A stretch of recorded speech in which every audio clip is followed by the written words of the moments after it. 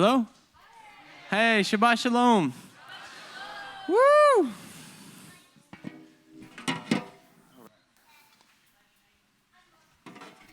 I miss my physical Bible, but this is just so convenient.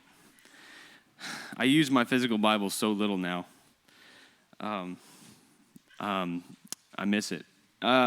This is Torah portion for Leviticus chapter 1, verse 1 through chapter 5, verse 26. If you're like me and you have not read this portion until either just this morning, or I have actually studied this over the last few weeks, but usually I study it the night before because I'm on some other study. But if you're one of those people like me, I'm not going to kill you with details, but just a synopsis. As I was reading, it occurred to me how many times the concept of separation from God and atonement and forgiveness back to God was introduced. Yes, it seems obvious when talking about sacrifices for almost 5 straight chapters. Like for realsies. Like, obviously, that's the concept that we're reading about. But it was the focus on how often and easily sin can separate us from God, even on accident. And how death and the blood of an innocent one was still the only way to be made right before God, even if the sin was on accident.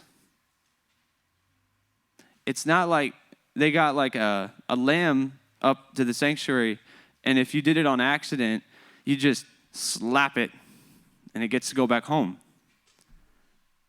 If you sinned against God's law on purpose, the death of an innocent. If you sinned against God's law on accident, the death of an innocent. That kills me, irony, because it wouldn't be me who's dying. Anyway, that hit me. I tend to think that when I sin by breaking God's law on accident, the cost of my atonement is somehow lower. Point being, sin can and does separate us from God, even when our hearts are intending the very best. That's a perspective change for us, for me.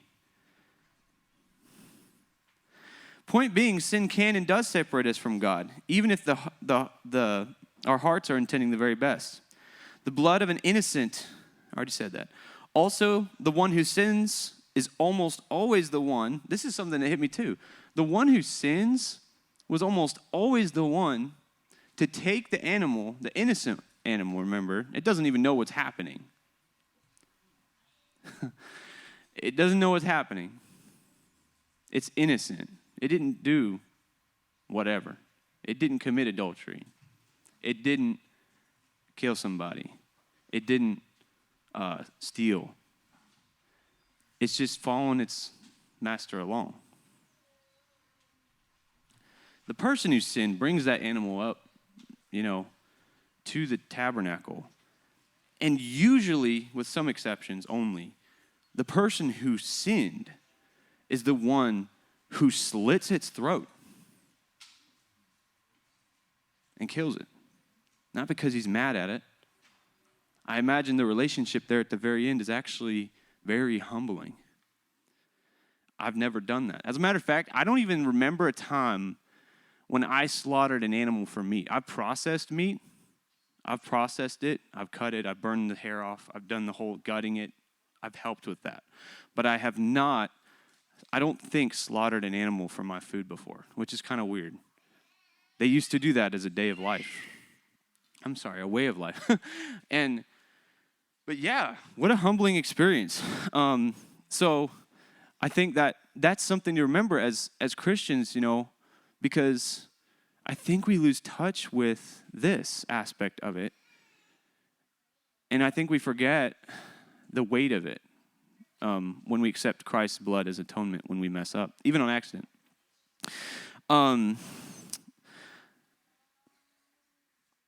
And this is from Leviticus chapter 3, verse 12. If his offering is a goat, then he shall offer it before Yahweh and lay his hand on its head and kill it in the front of the tent of meeting. And the sons of Aaron shall throw its blood against the sides of the altar. And the priest shall burn them on the altar as a food offering with a pleasing aroma. All fat is Yahweh's. It shall be a statute forever throughout your generations and all your dwelling places, that you neither eat fat nor blood. I knew about the blood. The fat's something I forget about till I read chapters like this. This is a law we can keep today. Every and this is from Genesis 9. This is way before. Every moving thing that lives is after they got off the ark. Every moving thing that lives shall be food for you. And as I gave you the green plants in Eden, I give you everything, but you shall not eat the flesh with its life, that is, its blood. I have been so blessed to work at a place where we have our senior technician mentor is a very strong Christian. And a lot of the emails he'll send out and safety meeting, or not safety, voluntary training meetings and stuff, he'll either open with a prayer like at the meetings or send the email at the end will be like, I'm praying God's blessings over you. How weird is that in a work environment? Does anyone work in a kitchen or some tough guy industry? It is so hard to be taken seriously and say things like that. I mean, you may mean it from the bottom of your heart, but when it comes out, it kind of feels awkward, I feel like. But he does it anyway. I love that. It makes it easier to be a Christian in that environment. And having said that, the scripture teaches that believers in Jesus are kings and priests. In chapter 4 of Leviticus, it says of the priest who sins unintentionally, thus bringing guilt on the people, priests had multiple functions, and one of them was to teach God's people his law. Remember later when the kings of Israel and Judah led the people into sin, it was a king's job to rule according to God's law, as it was a Levite's job to teach it. Leaders are representatives. That's why it says in James chapter 3, not many of you should become teachers, my brothers, for you know that we who teach will be judged with greater strictness. For we all stumble in many ways, and if anyone does not stumble in what he says, he's a perfect man, also able to bridle his whole body. But God doesn't really mean that, right? I could think he's just joking, just playing around. But was that God's perspective in Leviticus? Where the priest sins and brings guilt on the whole congregation. Locusts, moths, worms, and grasshoppers into our garden, right? Or later with the kings. Look at everything David did overall to accomplish holiness in the nation of Israel. It took that many generations. That of Solomon's idol worship to lead the people back into the ways of death. Ways, plural, of death. And look at all the good he accomplished in the book of Ecclesiastes, Proverbs, and the Song of Solomon. We would be missing so much from our walk as Christians without these books. You know? Look at how the offering for the whole congregation's unintentional sin and the priest's unintentional sin is actually mirrored.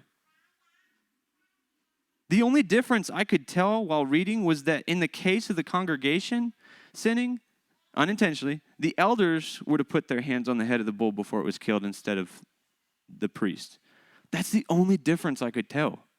It's a special, it was just really cool. Or how about now? Is that overly harsh Old Testament God who judged his unintentional sin? Has he calmed down a little bit for us in these last times? Maybe tone that down a little. Got it out of his system?